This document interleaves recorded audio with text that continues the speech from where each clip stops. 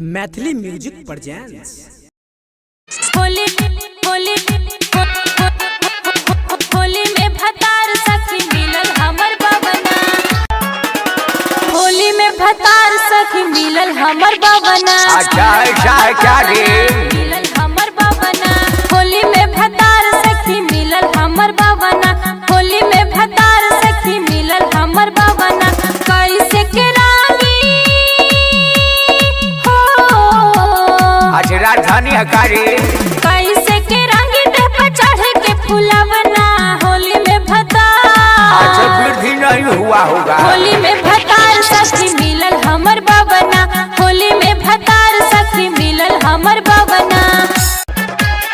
सेजिया को चढ़ला नीचे धकटे बाल। फागुन में भतार जी के मिले नहीं लेवा। अच्छा लेबर मिलेगा मिलेगा। सेजिया को चढ़ला नीचे धकटे बाल। फागुन में भतार जी के मिले नहीं लेवा। जानती जे पहिले हो अच्छा रजिस्ट्रेशन करवाना पड़ेगा। जानती जे पहिले तो जाती न गवना। होली में भतार बकाया रह जाएगा क्या रे? होली में भतार सखी मिलल हमर बबना। होली में भतार सखी मिलल हमर बबना। नैहर में यारों से खूब डलवावनी। चिकन चिकन गाल पर वीर मलवावनी। अच्छा उसको एटीएम नहीं बना होगा इसके लिए। नैहर में यारों से खूब डलवावनी। चिकन चिकन गाल पर वीर मलवावनी। अब कथी कारी हो उसी से काम चलाना पड़ेगा। अब कथी कारी सखी तू ही बतावना। होली में भतार किराया पर मिलता है।